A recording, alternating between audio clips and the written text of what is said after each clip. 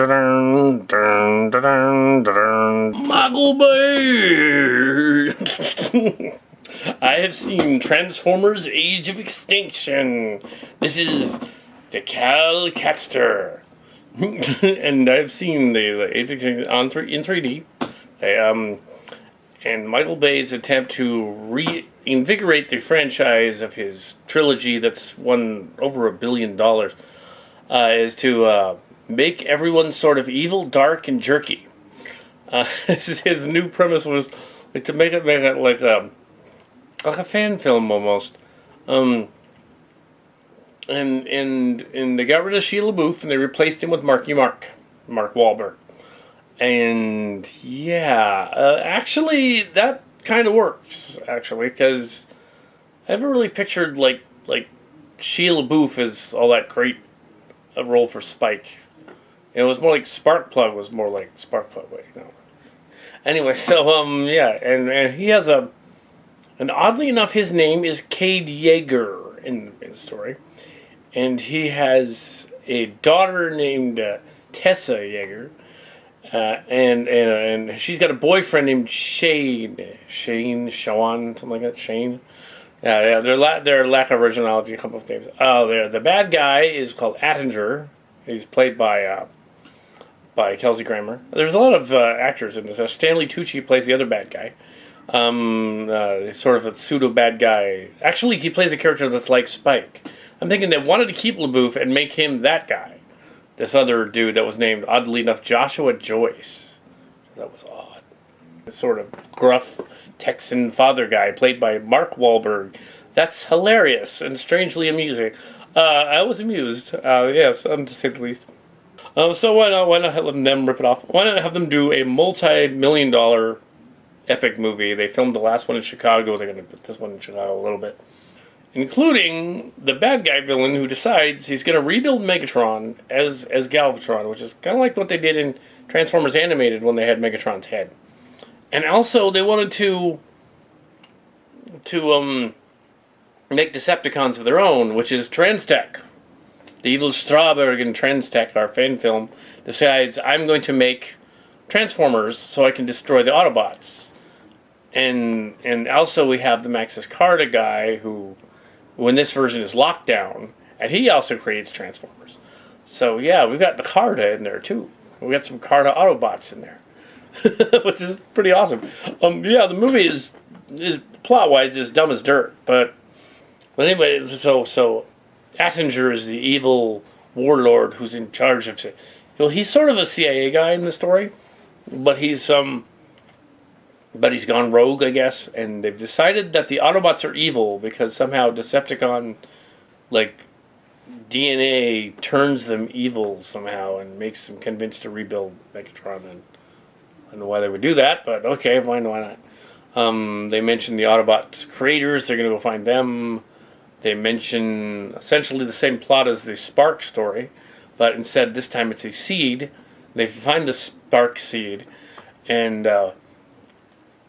before it blows up the city, and then they take it to the other city via the alien spaceship that they've hijacked.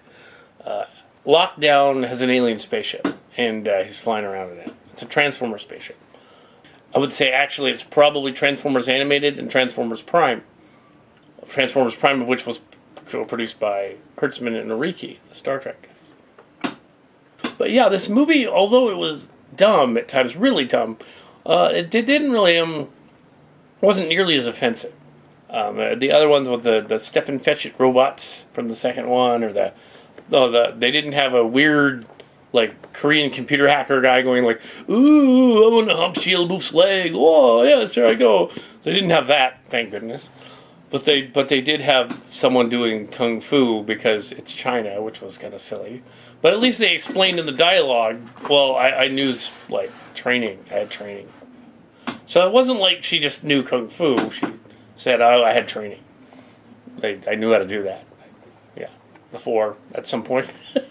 Okay, why not? They tried really hard to make I could tell what happened is when I saw some of the preview stuff for this movie. Like all the other Transformer Michal Bay movies, I paid close attention to the one where they were filmed in Chicago, my dad's hometown. like Father's Hometown. And I paid attention to all those sites that they did in that one, and then they did it in this one. And I paid a little less attention to this one because I didn't want to know all the details. But I did know about they went back east and they filmed in a refinery.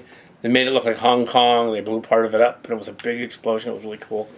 And then in this one they did like there was a scene where they were on these cable things, and then there was a scene where they were doing this spaceship thing, and then there was another scene that I saw where they were running around like James Bond type, dropping down on like Hong Kong buildings, and falling and stuff. And they did that. I saw that one.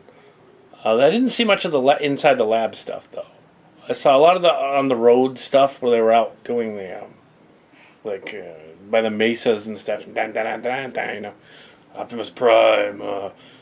There's and at times the Prime guy was all screwed up, and then suddenly he wasn't. And what was the truck doing in the movie theater in the beginning? The basic plot of the movie is that Jaeger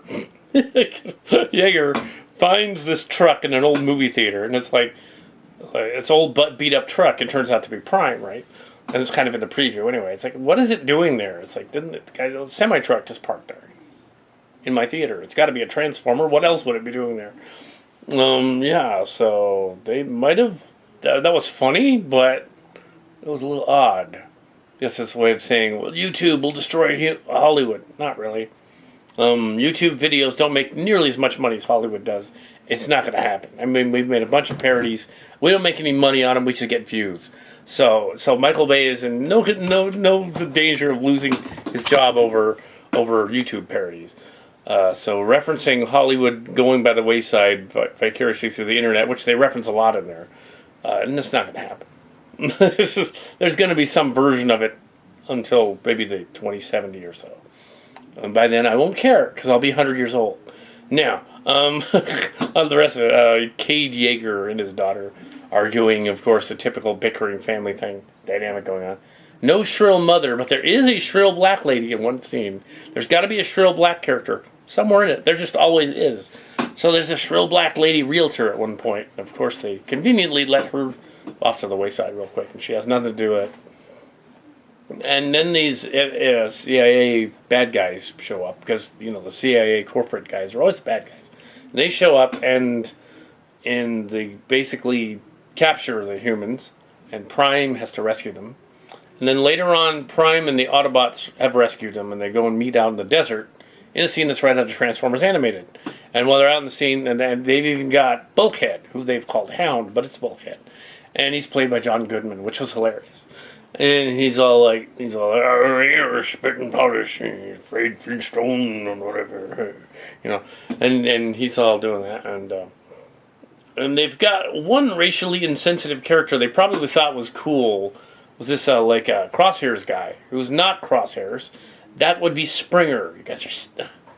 But anyway, Crosshairs is all a ninja. He's like doing a prowl voice, but he's a ninja. So he's got this sort of ninja outfit.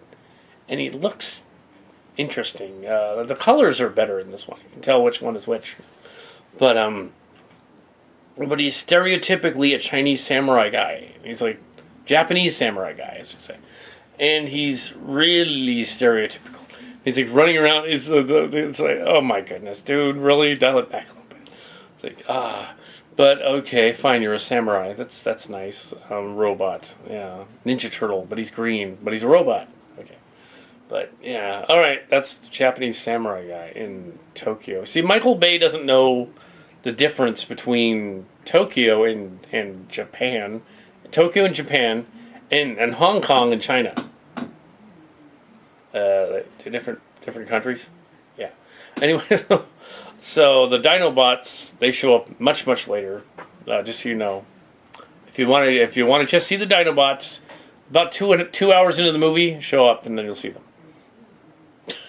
It's 2 hours and a half. 2 hours. It's 3 hours long. It's freaking 3 hours long. It's the Lord of the Rings of Transformers. It's the longest one.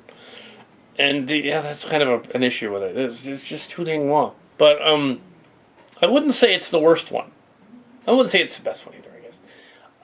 I'd say in terms of it having a cohesive, they've strung the narrative together deal, It's not the worst one, but I would say it's on a par with the last one.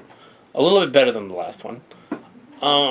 And you can go and see it on video and stuff and whatever. Probably gonna see it in theaters just because it's there. But then they go on the ship. The bad guy captures everybody. They go on the ship, and then they go to Hong Kong, and there's a big battle. It lasts another hour. What they're doing that. Optimus Prime and his Autobots Optimus Prime and some Autobots run off to get the Dinobots out of a mountain.